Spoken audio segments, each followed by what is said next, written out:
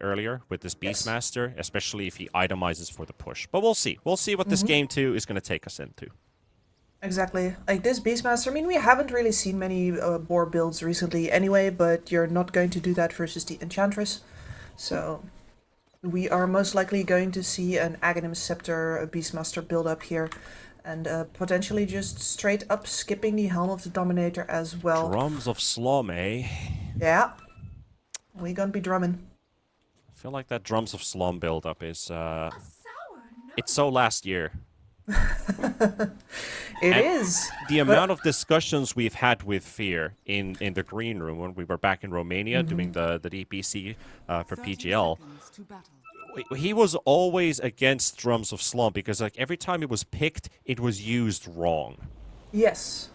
It's funny how those discussions mirror themselves, right? Because we had the exact same discussions on the SA DPC where I'm trying to remember which player it was. Was it Mr. Jeans?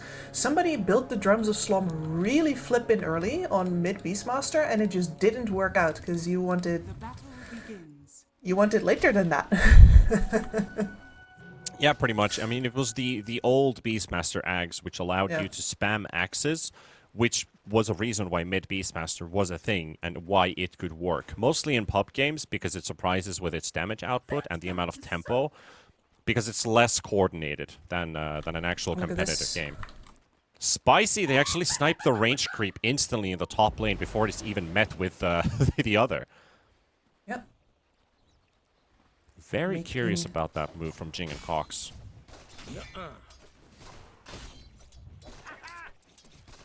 I wonder why they did that. Yeah, the reason that I can see here is that with the Axis build, they're going to push the wave under tower pretty much immediately. So it makes sense to just secure the creep, because the wave is going to come forward anyway. They're going to put these two under tower. It's going to bounce off of there and shove out, so might as well take that range creep out for a lot less damage than you normally would have taken. Yeah, I guess they just want to secure it as soon as possible. The lane is going to push, that is a good point. I mean, you can cast Wild Axes 6 times, but this time the Medusa left alone. Skem coming into the rescue, but is it a bit too late? I think they just time it for WS to fall. The Fiery Spirits will do it, and Jokum, the Blood Grenades are flying back and forth. The Fiery Spirits, he's dodging one, but Skem's got it. The double kill for the Phoenix. And in the top lane, Ponyo's low, Cox is low, Akashi, one more hit should do it. Ponyo survives the axes, but Cox doesn't survive the spear of Ponyo. And rough times for Geekfam on this top lane. At least the CS is... Tower, Phoenix is coming in as well. They've got Akashi already dropped low, and this Naga Siren should drop to the next axis. Cox will get it, and now turning his attention towards Ponyo. Already has 2 stacks of wild axes. Those will run out, but the Icarus dive is there for the slow. Jing is low on HP. The Centaur's chasing this Tiny. It's a run. Guy with a mace running after a boulder. Can't quite. Actually, is faster, so he's going to have to toss the Centaur away, and the Centaur will expire just as the Tiny teleports away. Yeah, this on the laning stage. The timing in the mid lane as well. You've got the first DK form used, and you've got Hoodwink on one end, the Enchantress on the other, so we have 6 people in mid. They would have liked to use that DK form to hit the tower, or at least poke the sniper, but gonna have to play it defensively here. I do think that it's a little bit of like much ado about nothing. They have to all be... And Skem is considering about the dive there for a second. Jokum just throws in the level 2 Acorn shot. There's a bit of poke. Meanwhile, Ponyo drops in the top lane, making that number 5 for Geekfam.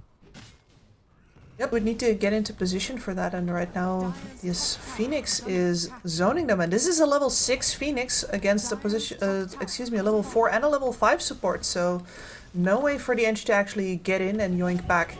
Yep, double 6s on the board for Geekfam. So not only just money, but also experience is going their way. A very, very big lead. I mean, they don't really look that strong to fight versus Geekfam either, so I don't really like the idea of the Blink Dagger either. I like that he's taking the Vladimir route. No, it makes a lot of sense. There we go. They see him now, and into the bushwhack. Instant starter there. They need this level 6 on the Hoodwink. Hoodwink's almost dead to this Centaur and actually dies first. Cox gets the kill. And poor old Hoodwink still doesn't get that sharpshooter. That hurts not getting the experience there as well. And also WS tossed under the tower in the bot lane. Arena will be dropped, but he's inside it with the Medusa and the Phoenix trying to teleport home. No luck whatsoever, and Natsumi will punish his old teammate. Again, Mac is also pressuring mid with the DK form used. Now the teleport's coming into mid. Going for all the slows that they can. Mac's going back and forth here, but it looks like he's finally going to drop. And maybe now this bushwhack into the sharpshooter. There we go. Level 6 is up.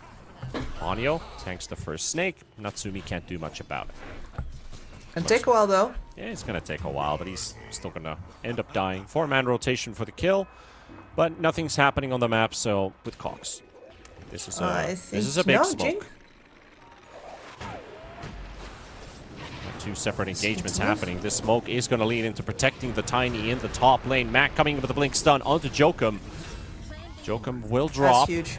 Melts in a matter of moments. And also the Dragon Army, they're going to go back to the original plan, which was head towards mid. And Chiwen is right there to spot the Ancient Black Dragon, so he knows this tower is now history. That Black Dragon hitting for almost 150 damage. I'm holding this one off and we're and he actually gets surrounded still. I thought he would run away, but no, he's going to walk right into the arms of Geekfam. And there goes Chiwen's sniper. WS has to back out. I'm starting to regret my prediction here, as I was saying. I really like Talon's game here, but the laning stage has not gone their way whatsoever. And Geekfam is...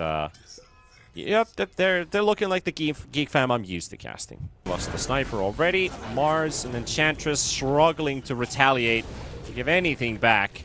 The bushwhack will buy some time for WS. Jokum trying to make a run for it, but the dragon is burning and the axe is flying and the urn is ticking and he's just melting to the dot damage.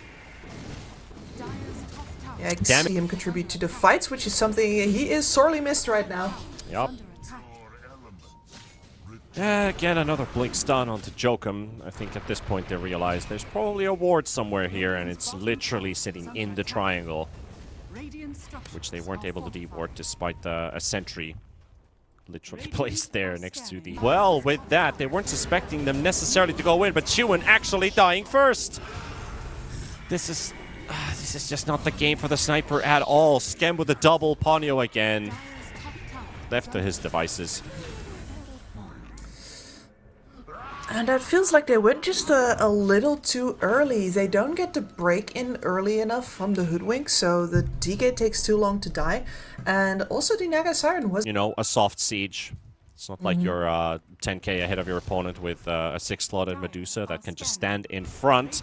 As WS. Oh, misses the spear on Skem, so he still gets caught by the bushwhack, but he's just not dying on time, and he gets the egg off, and there we go. They're melting one by one. And they're going to lose the Tormentor too. If the spear did connect, it could have been a kill. Could have been a kill. At the very least, they got the Wisdom Rune out of that. Yay! Yay! You gotta take what you can get. That was double Wisdom Runes with EXP starved supports as they are currently. Actually, also EXP starved Chiwen. Yeah, EXP. Capital letters. Meanwhile, a Disperser Medusa is bringing the squad to the high ground. My Disperser brings all the boys to the yard. This team tough, because if they win that one, that means it's a 3-way tie for the lead. And the last day will decide if we have tiebreakers or not for the playoffs. The smoke from Talon is coming in towards this Roche pit as Geekfam move in. And they won't take it that fast. Even with the DD on the DK.